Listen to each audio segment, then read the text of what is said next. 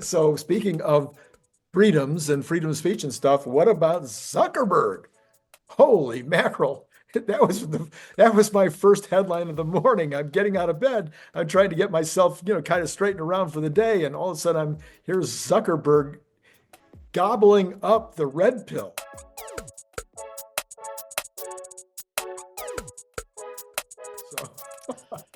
So the easy, shallow, non-forgiving person would say he's just a chameleon changing colors because this is the new leadership. But I would say that we've been watching Zuckerberg evolve over time.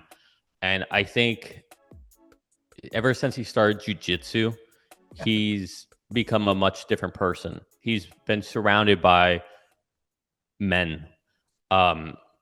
He's allowed himself to, I was just got done saying that there's like people get to a certain age and it could be 25, it could be 30, it could be 40, it could be 50, but there's a certain point where inevitably, not everybody, but I think the majority of people who, I don't want to be so mean today, but people who get comfortable. No, don't think. People who just get comfortable. They get stuck. Like I said, the easiest thing to know is music, clothing, hairstyle. You can see it. But when you see that, it's a sign of, oh, this person hasn't continued to evolve their thinking or keeping up with technology, right? Like, why is it that the stereotype is that your mother doesn't know how to use a computer kind of thing? And it's like, guys, like, there's no reason. We all were living through these phases. We should all know how a computer works. Like, there's no reason not to. But anyway, so I think Zuckerberg has not gotten into that state of plateau. And I think with jiu-jitsu, it's allowed him to be surrounded by people. His mind still has its plasticity. He's open-minded enough where he's seeing, I might have screwed up. These people have a really legit point. I thought, and I do think that his intentions were probably pure. I really do. Maybe there's a little nefarious in there because we all have a little bit of that, but I don't think he was malicious intent with doing anything. I generally think he thought he was doing the right thing.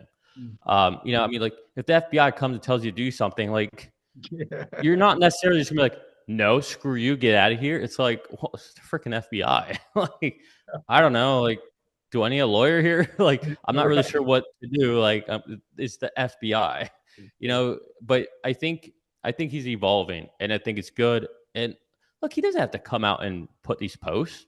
Yeah. He doesn't have to do that. He didn't have to sit there and say that Trump going fight was one of the most badass things he ever said. He didn't have to do any of that. And he knows by even doing that, he's going to get a lot of flack. Yeah.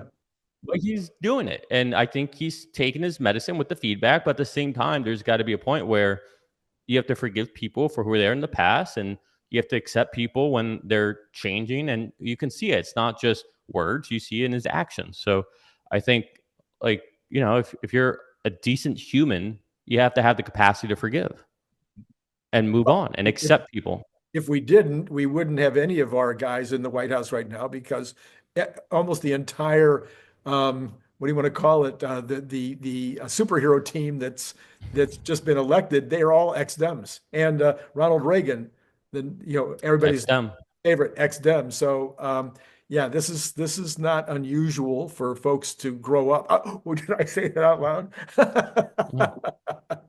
and join the Republicans when they get of an age where maturity starts to make them realize what they were doing wrong. Yeah, and I'll say that the Trump Republican Party, which I would say evolved from the Bush Cheney era, and to me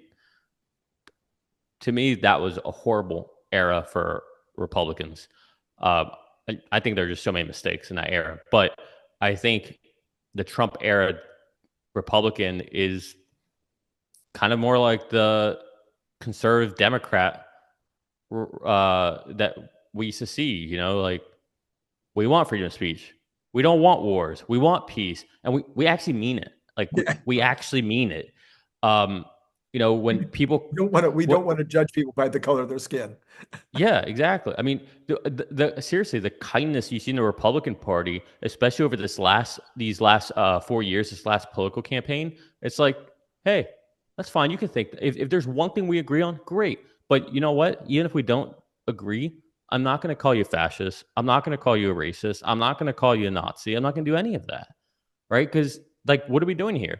Like, I'm not even arguing with your point of view or the intellectual point you're attempting to make. I'm just name calling you now because I have no substance. Like this evolved Republican Party doesn't do that, you know. And I think, you know, this is not the time to start doing it just because you see Mark Zuckerberg, you know, changing his own colors. Like, I almost guarantee you he voted for Trump. I almost guarantee you. Yeah, I think you're right. If you happen to be a big fan of the Cybertruck, you might also be interested in this super fun Cybertruck refrigerator magnet and bottle opener. It is made out of super thick stainless steel, just like the Cybertruck, and it has this giant magnet on the back, so it's going to hold a lot of stuff on your refrigerator. It's an amazing gift, and it comes in that great gift box that you saw before that uses a magnet opener, just almost like an Apple box, you know, like when you get Apple products. You can buy it on Amazon for $29.95, or you can buy it direct from me by sending $25 to paypal.me/Randy Kirk, all in lowercase letters. Please indicate whether you want the stainless steel look or maybe you'd like to have this very clever camo version. And then if you're not in the US, please add $20 for freight. If you'd like more than one, please check the information below to get pricing, as well as all that information I just told you will be repeated in the information below. So once again, think about joining the channel, getting the up-to-date Tesla news every single day. I think you'll be glad you did.